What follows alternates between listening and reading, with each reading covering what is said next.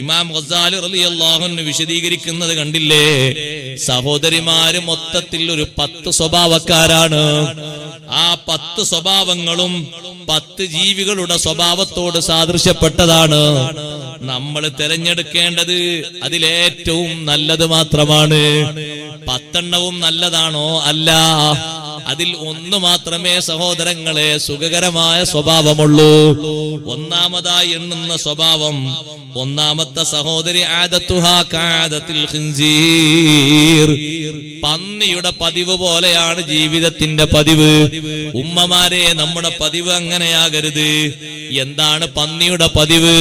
പന്നിയുടെ സ്വഭാവം എന്താണ്? ഭക്ഷണം കഴിക്കണം, വയറ് നിറക്കണം, അതുപോലെ തന്നെ അങ്ങനെ സുഖജീവിതം നയിക്കണം. അങ്ങനെ മാത്രം ചിന്തിക്കുന്നു. ഭക്ഷണം കഴിക്കുന്നു, വെള്ളം കുടിക്കുന്നു, അതുപോലെ തന്നെ മറ്റു സ്വന്തം കാര്യങ്ങളൊക്കെ നിർവഹിക്കുന്നു. ദീനുമായി ഒരു ബന്ധവുമില്ല. വലാ തഹ്തമ്മു ബിദ്ദീനി, ദീനിന് ഒരു വിലയില്ല. നിസ്കാരത്തിന് പരിഗണനയില്ല, നോമ്പ് പരിഗണനയില്ല. പിന്നെയോ അള്ളാഹുവിന്റെ പൊരുത്തവും അള്ളാഹുവിന്റെ കോപവും ഒന്നും നോക്കാതെ അശ്രദ്ധാലുവായിട്ട് ആ പെണ്ണ് ജീവിക്കുന്നു. ആ പെണ്ണ് മക്കളെ സംരക്ഷിക്കുന്നുണ്ടോ? അതും ഇല്ല. അവരെ പരിപാലിക്കുന്നുണ്ടോ? അതും ഇല്ല. ഖുർആനും ഇൽമുമൊക്കെ മക്കളെ പഠിപ്പിക്കുന്നുണ്ടോ? അതും ഇല്ല.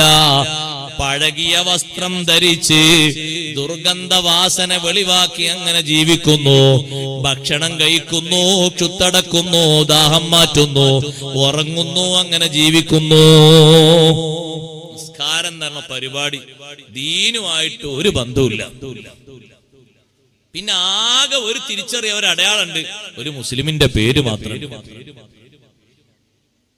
അതിന്റെ സ്വഭാവം ആരെ സ്വഭാവം എന്നാ പറഞ്ഞത് ഗസാലി ഇമാം റളിയല്ലാഹു അൻഹു? പന്നിയുടെ സ്വഭാവം. പന്നിക്ക് കാര്യമായിട്ടതല്ലേ, പന്നിന്റെ ദുർഗന്ധ വാസന. പന്നി ഇങ്ങനെ കുളിച്ച് ഫ്രഷായി നടക്കുന്ന ജീവിയൊന്നുമല്ല. ഒരു ഭാഗത്തുകൂടെ പോയാൽ തന്നെ അതിന്റെ വാസന അടങ്ങണമെങ്കിലും കുറച്ച് സമയം വേറെ എടുക്കും. പിന്നെയോ ദുർഗന്ധമുള്ളതാണ് ഭക്ഷിക്കാൻ കൂടുതൽ താല്പര്യപ്പെടുന്നത്. അതിന് ജീവിതത്തിൽ ഒരു ഭംഗിയില്ലല്ലോ. അതേ രൂപത്തിൽ അതപ്പതിക്കാൻ പാടില്ല. ദീനുമായിട്ട് നല്ല ബന്ധം വേണം. ഖുർആനും ഇൽമും വിദ്യാഭ്യാസവും മക്കളെ പഠിപ്പിക്കുന്നതിൽ നല്ല ശുഗലാകണം. നല്ല പരിചരണം കൊടുത്ത് അവളെ വളർത്തി സംരക്ഷിക്കണം.